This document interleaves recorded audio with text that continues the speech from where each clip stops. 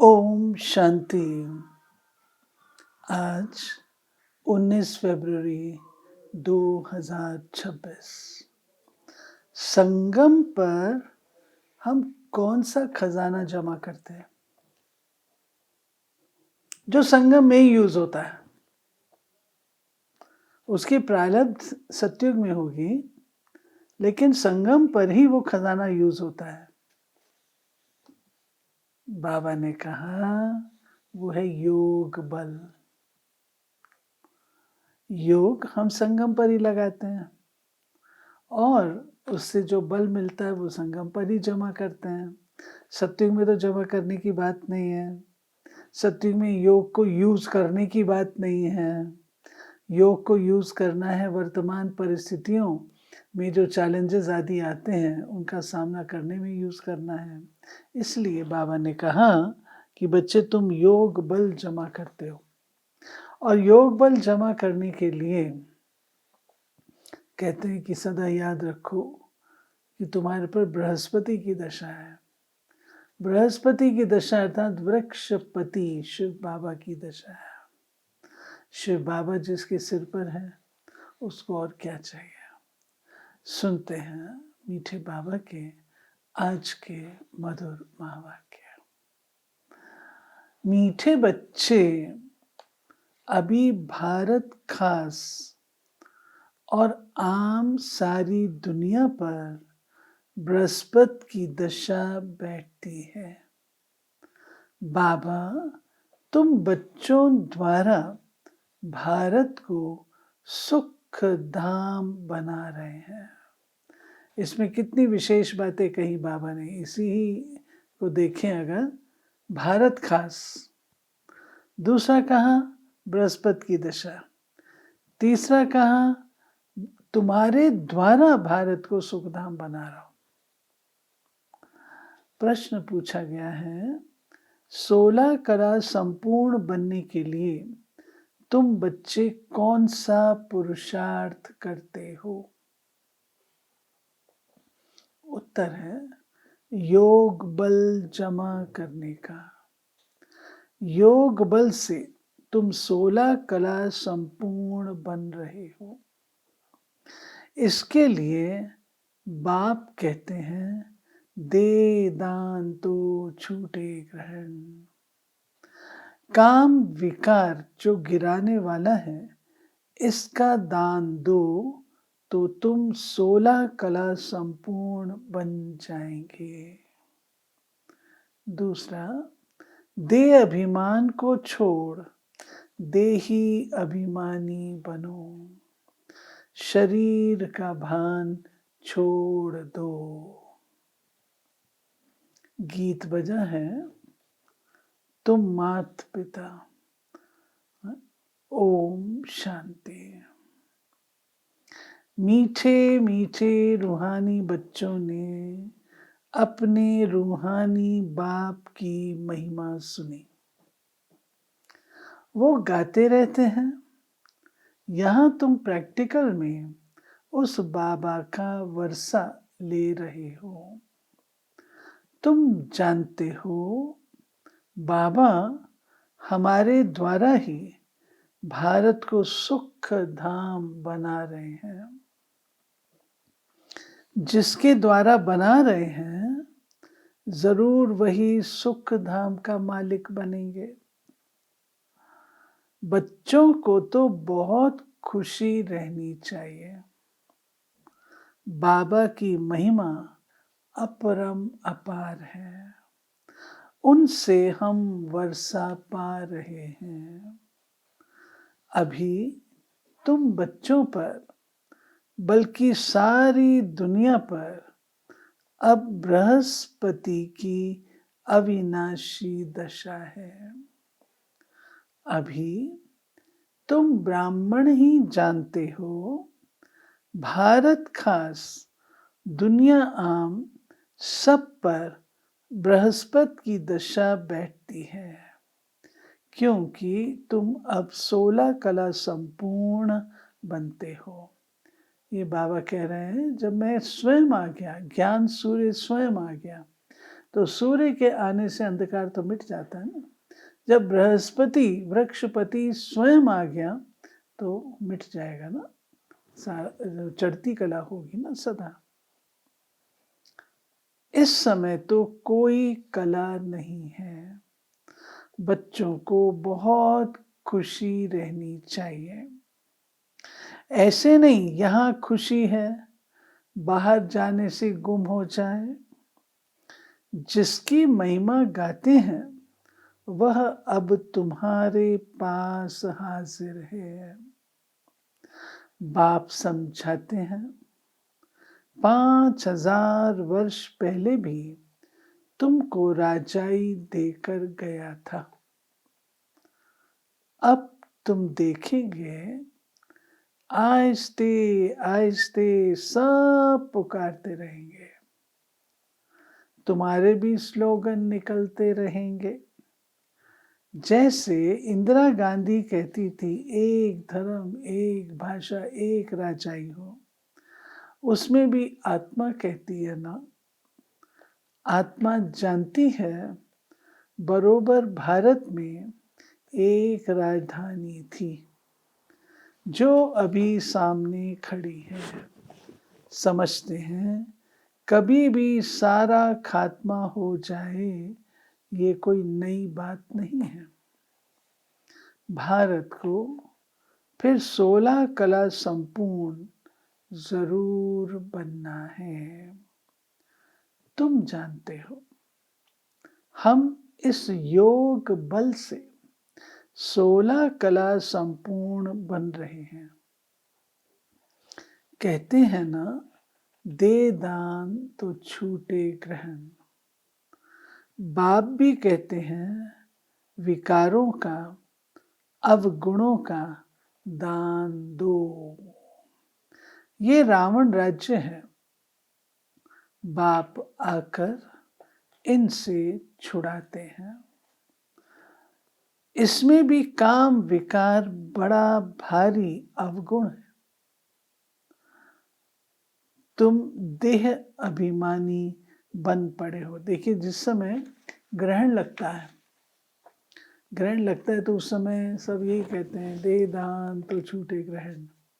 तो बाबा कहते हैं कि ग्रहण कौन सा, ये माया का ग्रहण लगा हुआ है। उस समय के ग्रहण की बात बाद की है, लेकिन असली ग्रहण तो तुम्हारे ऊपर माया का लगा हुआ है।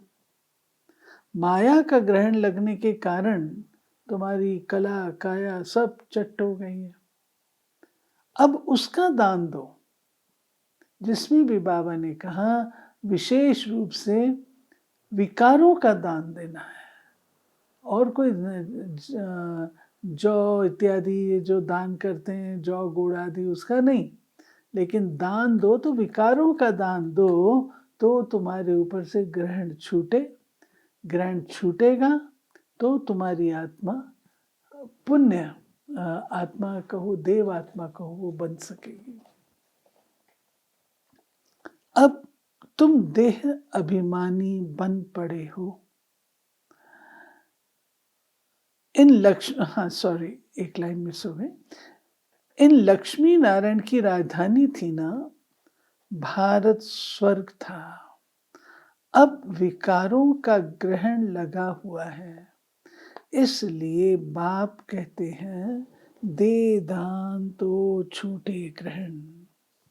ये काम विकार ही गिराने वाला है, इसलिए बाप कहते हैं यह दान दो तो तुम 16 कला बन जाएंगे।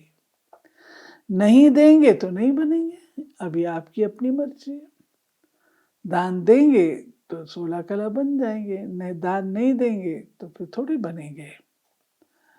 आत्माओं को अपना अपना पार्ट मिला हुआ है ना, ये भी तुम्हारी बुद्धि में है। तुम्हारी आत्मा में कितना पार्ट है। तुम विश्व का राज्य भाग्य लेते हो। ये बेहद का ड्रामा है, अथाह एक्टर्स हैं। इसमें फर्स्ट क्लास एक्टर्स हैं ये लक्ष्मी नारायण।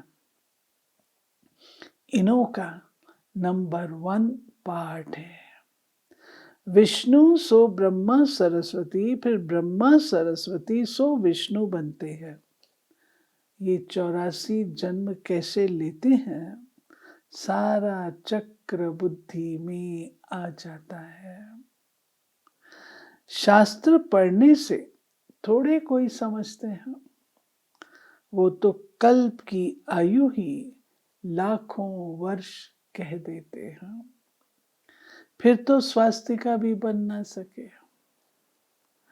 व्यापारी लोग चौपड़ा लिखते हैं, उस पर स्वास्तिका निकालते हैं। देखिए स्वास्तिका बनाते हैं तो स्वास्तिका में चारों भुजाएं समान बनाते हैं, जिसका अभिप्राय है चारों युगों की आयु समान होती है। फिर आप देखेंगे स्वास्तिका में पहला डंडा राइट की तरफ है, हम राइचियस थे। दूसरे युग में त्रेता में नीचे आना शुरू हो गया, हम नीचे आना शुरू हुए। द्वापर में लेफ्ट में चला गया तो लेफ्टिस्ट बन गए, वाम मार्गीय बन गए। कलयुग में वो डंडा ऊपर चला गया, एकदम पीक ऑफ अनराइचियसनेस। तो स्वास्तिका अर्थात स्वस्थिति बताती है कि तुम आदि में क्या थे, फिर क्या बने, फिर क्या बने। तो बाबा कहते हैं गणेश की पूजा करते हैं, ये है बेहद का चौपड़ा, इसको गणेश भी कहते हैं। स्वास्तिका में जो बाबा कहते हैं ना, क्यों कहते गणेश, उसका भी तो रीजन होगा ना। बाबा कहते हैं बच्चे तुम ये सृष्टि चक्र सुदर्शन चक्र घुमाओ तो तुम्हारे जो है विकर्म नाश होंगे। तो गणेश जी को कहा गया विघ्न विनाशक। गण प्लस ईश, लोगों का भगवान, प्रजा का भगवान।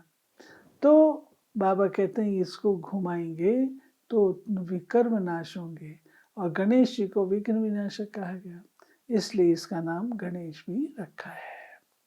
स्वास्तिका में 4 भाग होते हैं। जैसे जगन्नाथपुरी में चावल का हांडा रखते हैं, वो पक जाता है तो 4 भाग हो जाते हैं। वहां चावल का ही भोग लगाते हैं, क्योंकि वहां चावल बहुत खाते हैं। श्रीनाथ द्वारे में चावल होते नहीं, वहां तो सब सच्चे घी का पक्का माल बनता है। जब भोजन बनाते हैं तो भी सफाई से मुंह बंद करके बनाते हैं। प्रसाद बहुत इज्जत से ले जाते हैं। भोग लगाकर फिर वह सब पंडे लोगों को मिलता है। दुकान में जाकर रखते हैं, वहां बहुत भीड़ रहती है। बाबा का देखा हुआ है। अब तुम बच्चों को कौन पढ़ा रहे हैं? कौन पढ़ा रहे हैं भाई, बताओ कौन पढ़ा रहा है? मोस्ट बिलवेड, बाप आकर तुम्हारा सर्वेंट बना है। ऐसा सोचा था कोई ने? नहीं, तुम्हारी सेवा कर रहे हैं, इतना नशा चढ़ता है। हम आत्माओं को बाप पढ़ाते हैं, आत्मा ही सब कुछ करती है ना। मनुष्य फिर कह देते आत्मा निर्लेप है। तुम जानते हो आत्मा में तो 84 जन्मों का अविनाशी पाठ भरा हुआ है। उनको फिर निर्लेप कहना कितना रात दिन का फर्क हो जाता है। हाँ, बाबा कहते हैं 84 जन्मों का अविनाशी पाठ, और लोग कह देते निर्लेप, कोई लेप शेप नहीं चढ़ता। नहीं, चढ़ता है। ये जब कोई अच्छी रीत मांस डेढ़ बैठ समझे तब ये पॉइंट्स बुद्धि में बैठे। दिन प्रतिदिन पॉइंट्स तो बहुत निकलती रहती हैं। ये है जैसे कस्तूरी। कस्तूरी होती है ना, जो बहुत कहते हैं शक्तिशाली होती है। देखी तो नहीं है भाई। कस्तूरी जो है वो हिरण की नाभि में होती, तो उसको खुशबू आती रहती है और भागता रहता है कहाँ से खुशबू आ रही है, ये नहीं पता कि मेरे पास ही। ऐसे ही बाबा कहते हैं, शांति तुम्हारा स्वधर्म में, भागते रहते हो इधर उधर। बच्चों को जब पूरा निश्चय बैठता है तो फिर समझते हैं बरोबर परम पिता परमात्मा ही आकर दुर्गति से सदगति करते हैं। बाप कहते हैं, तुम पर अभी बृहस्पति की दशा है। मैंने तुमको स्वर्ग का मालिक बनाया, अब फिर रावण ने राहु की दशा बिठा दी है। अब फिर बाप आए हैं स्वर्ग का मालिक बनाने, तो अपने को घाटा नहीं लगाना चाहिए। व्यापारी लोग अपना खाता हमेशा ठीक रखते हैं। घाटा डालने वाले को अनाड़ी कहा जाता है। अब यह तो सबसे बड़ा व्यापार है। कोई विरला व्यापारी ये व्यापार करे। यही अविनाशी व्यापार है, और सब व्यापार तो मिट्टी में मिल जाने वाले हैं। अभी तुम्हारा सच्चा व्यापार हो रहा है। बाप है ज्ञान का सागर, सौदागर, रत्नाकर। प्रदर्शनी में देखो कितने आते हैं। सेंटर में कोई मुश्किल आएंगे। भारत तो बहुत लंबा चौड़ा है, सब जगह तुमको जाना है। पानी की गंगा सारे भारत में है ना, यह भी तुमको समझाना पड़े। पतित पावन कोई पानी की गंगा नहीं है। तुम ज्ञान गंगाओं को जाना पड़ेगा। चारों तरफ मेले प्रदर्शनी होते रहेंगे। दिन प्रतिदिन चित्र बनते रहेंगे। ऐसे शोभावान चित्र हों जो देखने से ही मजा आ जाए। ये तो ठीक समझाते हैं। अब लक्ष्मी नारायण की राजधानी स्थापन हो रही है। सीढ़ी का चित्र भी फर्स्ट क्लास। अभी ब्राह्मण धर्म की स्थापना हो रही है। ये ब्राह्मण ही फिर देवता बनते हैं। तुम अभी पुरुषार्थ कर रहे हो। किस बात का? बाबा वो चेक कर रहे हैं। दिल अंदर अपने से पूछते रहो, हमारे में कोई छोटा मोटा कांटा तो नहीं है? पूछते रहो। काम का कांटा तो नहीं है?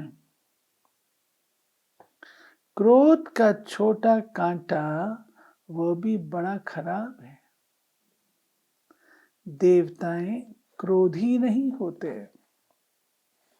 दिखाते हैं शंकर की आंख खुलने से विनाश हो जाता है। ये भी एक कलंक लगाया है। विनाश तो होना ही है। सूक्ष्म वतन में शंकर को कोई सांप आदि थोड़ी हो सकते। सूक्ष्म वतन और मूल वतन में बाग बगीचे सर्प आदि कुछ भी नहीं होते। ये सब यहाँ होते हैं। स्वर्ग भी यहाँ होता है। इस समय मनुष्य कांटों मिसल है, इसलिए इनको कांटों का जंगल कहा जाता है। सत्युग है फूलों का बगीचा। तुम देखते हो बाबा कैसा बगीचा बनाते हैं। कैसा बगीचा बनाते हैं बाबा? मोस्ट ब्यूटीफुल बनाते हैं, सबको हसीन बनाते हैं। बगीचे में सब बहुत हसीन होंगे, बहुत खूबसूरत होंगे। बाबा जब बगीचे का नाम लेते हैं तो बाबा मुगल गार्डन को याद करते हैं। तो मुगल गार्डन अमृत उद्यान उसका नाम रख दिया गया है, अमृत उद्यान। और अमृत उद्यान खोला गया है पब्लिक के लिए, पब्लिक देख सकती है। तो इस बार मंत्रालय से फ़ोन आया कि सीनियर सिटीजन्स के लिए अमृत उद्यान हमने खोला है, आप अपने सीनियर सिटीजन्स को भेजो। तो वो मार्च में है। तो बाबा कहते हैं मैं कैसा बनाता हूँ बगीचा, सबको हसीन बना देता हूँ। रावण ने खुद तो एवर हसीन है, बाबा कहते हैं खुद तो एवर हसीन है, सब सजनियों को अथवा बच्चों को हसीन बनाते हैं। बाबा कहते रावण ने बिल्कुल काला बना दिया, अब तुम बच्चों को खुशी होनी चाहिए, हमारे ऊपर बृहस्पति की दशा बैठी है।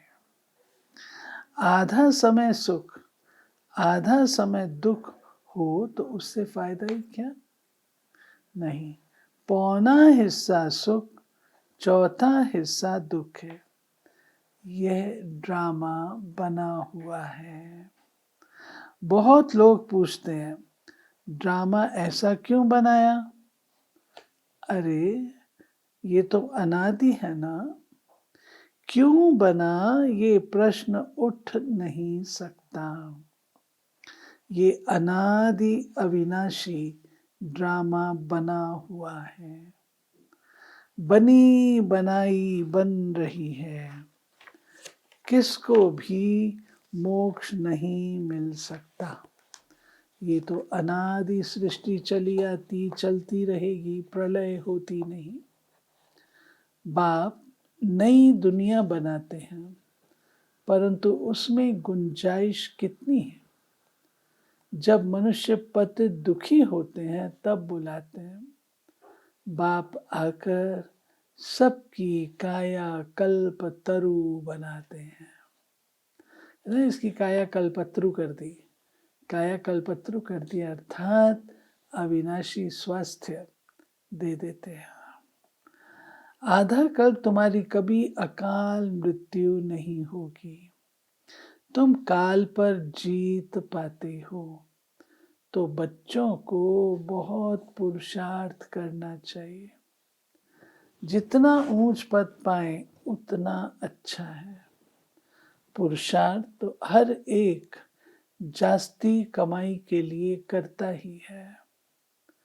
लकड़ी वाले भी कहेंगे हम जास्ती कमाई करें, कोई ठगी से भी कमाते हैं। पैसे पर ही आफत है, वहां तो तुम्हारे पैसे कोई लूट ना सके। देखो दुनिया में तो क्या क्या हो रहा है, वहां ऐसी कोई दुख की बात नहीं होती। अब तुम बाप से कितना वर्षा लेते हो, अपनी जांच करनी चाहिए। हम स्वर्ग में जाने लायक हैं? मनुष्य अनेक तीर्थ आदि करते रहते हैं, मिलता कुछ भी नहीं। गीत भी है ना, चारों तरफ लगाए फेरे फिर भी हरदम दूर रहे। अब बाप तुमको कितनी अच्छी यात्रा सिखलाते हैं, इसमें कोई तकलीफ नहीं। सिर्फ बाप कहते हैं माम एकम याद करो तो विकर्म विनाश होंगे। बहुत अच्छी युक्ति सुनाता हूँ, बच्चे सुनते हैं। यह मेरा लोन लिया हुआ शरीर है।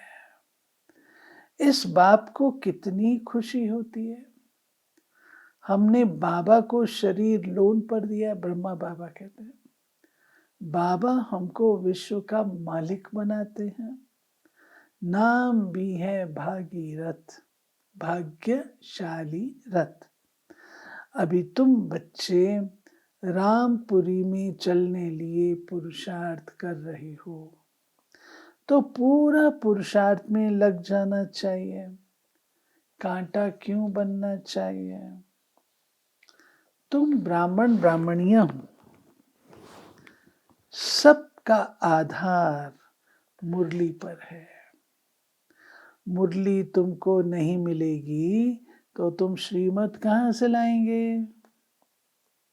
ऐसे नहीं सिर्फ एक ब्राह्मणी को ही मुरली सुनानी है, कोई भी मुरली पढ़कर सुना सकते हैं। बोलना चाहिए आज तुम सुनाओ। अब तो प्रदर्शनी के चित्र भी समझाने के लिए अच्छे बने। ये मुख्य चित्र तो अपनी दुकान पर रखो, बहुतों का कल्याण होगा। ये बाबा ने जो कहा, तुम सबका आधार मुरली पर है, श्रीमत मिलती है तो हमको मुरली के माध्यम से मिलती है ना। और दूसरा बाबा कह रहे हैं ब्राह्मणी को चाहिए दूसरों को कहे तुम आज मुरली सुनाओ। इस बात को भी हमको ठीक से समझ रहा है, क्योंकि बाबा कहते हैं आप स्वयं जिस समय हमारी सेवाओं का आरंभ हुआ था, उस समय तो केवल दादियां थी और लोग तो नहीं थे ना। जब तक इतने हैंड्स तैयार हों तब प्रवृत्ति वालों से सहयोग लिया जाता था। प्रवृत्ति वालों के माध्यम से कई सेवा केंद्र खुले, कई कानपुर के कितने गए थे। भिन्न भिन्न चंडीगढ़ की स्थापना, नाभा की स्थापना, फिरोजपुर की स्थापना, बनारस की स्थापना, कितने सारे निकले थे। तो बाबा कहते हैं ऐसा नहीं, ये जो है जब तक प्रवृत्ति, जब तक सेवाओं में हैंड्स नहीं निकले तो इन लोगों का सहयोग है। स्मूथली सुनाने वाला भी तो धारणा वाला चाहिए, ज्ञान की डेप्थ भी तो चाहिए, तब तो औरों को सुनाए। तो ऐसी आत्माओं को बाबा कहते थे उनको एनकरेज करो, वो लोग भी मुरली सुना सकते। लेकिन अब तो सारा कुछ स्पष्ट हो चुका है, हैंड्स भी बहुत हैं। आदरणीय दादी जी ने कहा कि मुरली जो सुनानी है वो मेन टीचर को ही सुनानी है, जो बड़ी टीचर है उसको सुनानी है, सवेरे की मुरली। अगर वो नहीं सुना सकती है तो फिर दूसरे नंबर की सुनाए, लेकिन सवेरे की मुरली उनको ही सुनानी है। बाबा चित्रों की बात कर रहे हैं, बोलो आओ तो हम तुमको समझाएं ये सृष्टि का चक्र कैसे फिरता है। किसका कल्याण करने में थोड़ा टाइम गया तो हर्जा थोड़ी है। उस सौदे के साथ ये सौदा करा सकते हो। ये बाबा का अविनाशी ज्ञान रत्नों का दुकान है। नंबर 1 है सीढ़ी का चित्र और गीता के भगवान शिव का चित्र। भारत में शिव भगवान आया था जिसकी जयंती मनाते हैं। अब फिर वह बाप आया है, यज्ञ भी रचा हुआ है। तुम बच्चों को राजयोग का ज्ञान सुना रहे हैं। बाप आकर राजाओं का राजा बनाते हैं। बाप कहते हैं मैं तुमको सूर्यवंशी राजा रानी बनाता हूँ, जिन्हों को फिर विकारी राजाएं भी नमन करते हैं। तो स्वर्ग का महाराजा महारानी बनने का पूरा पुरुषार्थ करना चाहिए। बाबा कोई मकान आदि बनाने की मना नहीं करते, बल बनाओ, पैसे भी तो मिट्टी में मिल जाएंगे, इससे क्यों ना मकान बनाए आराम से रहो। पैसे काम में लगाने चाहिए। मकान भी बनाओ, खाने के लिए भी रखो, दान पुण्य भी करते रहो। जैसे कश्मीर का राजा अपनी प्रॉपर्टी जो प्राइवेट थी वो सब आर्य समाजियों को दान दे दिया। अपनी धर्म जाति के लिए करते हैं ना, यहाँ तो वो कोई बात नहीं। सब बच्चे हैं, जाति आदि की बात नहीं, वो है देह की जाति आदि। मैं तो तुम आत्माओं को विश्व की बादशाही देता हूँ। पवित्र बनाए, ड्रामानुसार भारतवासी ही राज भाग लेंगे। अब तुम बच्चे जानते हो हमारे ऊपर बृहस्पति की दशा बैठी हुई है। श्रीमत कहती है माम एकम याद करो और कोई बात नहीं। भक्ति मार्ग में व्यापारी लोग कुछ ना कुछ धर्माऊ जरूर निकालते हैं, उसका भी दूसरे जन्म में अल्पकाल के लिए मिलता है। अब तो मैं डायरेक्ट आया हूं, तो तुम इस कार्य में लगाओ। मुझे तो कुछ नहीं चाहिए। शिव बाबा को अपने लिए कोई मकान आदि बनाना नहीं है। शिव बाबा को मकान की जरूरत नहीं है। ये सब तुम ब्राह्मणों का है। गरीब साहूकार सब इकट्ठे रहते हैं। कोई कोई बिगड़ते हैं। भगवान के पास भी समदृष्टि नहीं है। अब ये तो समझने की बात है ना, अगर कोई कमजोर होता है, कोई नया होता है और कोई पुराना होता है, तो दोनों में फर्क तो रखा ही जाता है ना। घर में नई नवेली बहू आती है और पुरानी जो बहू भी होती है, तो दोनों में फर्क तो होता ही है ना। तो बाबा कहते हैं कई बच्चे सोचते हैं कि नए नए बच्चे आते हैं, शायद धन से बहुत करते हैं, इसलिए उनको बड़े अच्छे स्थान पर रखा है तो उनकी खातिरी की जाती है, और हम जो इतने पुराने हैं हमको इग्नोर किया। बाबा कहता है नहीं, ये बड़ा बच्चे का काम है छोटे बच्चे की संभाल करना। वो उसी तरीके से रवा है, उसी तरीके से वो चलना सीखा हुआ है। अब बाबा के घर आकर के अगर उसको उस तरीके का वातावरण नहीं मिलता है तो बेचारा वंचित रह जाएगा ना, आएगा ही नहीं। तो ये समझदारी चाहिए। भगवान में समदृष्टि है या नहीं, उसको चेक करने वाली मैं कौन होती हूँ? बाबा जाने ना, मैं क्यों परेशान हो रही हूँ? समदृष्टि नहीं है, आपके कहने से हो जाएगा। तो बाबा कहते हैं, कई बच्चे ऐसा कहते हैं, कोई को महल में, कोई को झोपड़ी में रखते हैं, शिव बाबा को भूल जाते हैं। शिव बाबा की याद में रहे तो कभी ऐसी बातें न करे। संशय बुद्धि वाले लोग ही ऐसी बातें करते हैं। सबसे पूछना तो होता है ना। देखा जाता है ये घर में ऐसे आराम से रहता है तो वो प्रबंध देना पड़े। इसलिए कहते हैं सबकी खातिरी करो। कोई भी चीज ना हो तो मिल सकती है। बाप का तो बच्चों पर लव रहता है। बाबा कहते आते हो, कोई चीज नहीं होती तो मिल सकती है। बाप का तो बच्चों पर लव रहता है, इतना लव और कोई का रह ना सके। बच्चों को कितना समझाते पुरुषार्थ करो, औरों के लिए भी युक्ति रचो। इसमें चाहिए 3 पैर पृथ्वी के, जिसमें बच्चियां समझाती रहे। एक मकान चाहिए, हॉल चाहिए, क्लासरूम चाहिए। कोई बड़े आदमी का हॉल हो, हम सिर्फ चित्र रख देते हैं। 1-2 घंटा सुबह शाम को क्लास कर चले जाएंगे। खर्चा सब हमारा, नाम तुम्हारा। बहुत आकर कौड़ी से हीरे जैसा बनेंगे। अच्छा, मीठे मीठे सिक्की लधे बच्चों प्रति मात पिता बाप दादा का याद प्यार और गुड मॉर्निंग। रूहानी बाप की रूहानी बच्चों को नमस्ते। हम रूहानी बच्चों की रूहानी बाप को नमस्ते। धारणा के लिए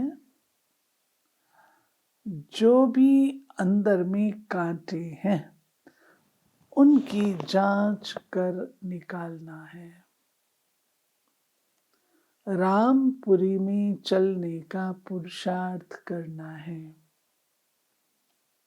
दूसरा, अविनाशी ज्ञान रत्नों का सौदा कर किसी का भी कल्याण करने में समय देना है। हसीन बनना और बनाना है।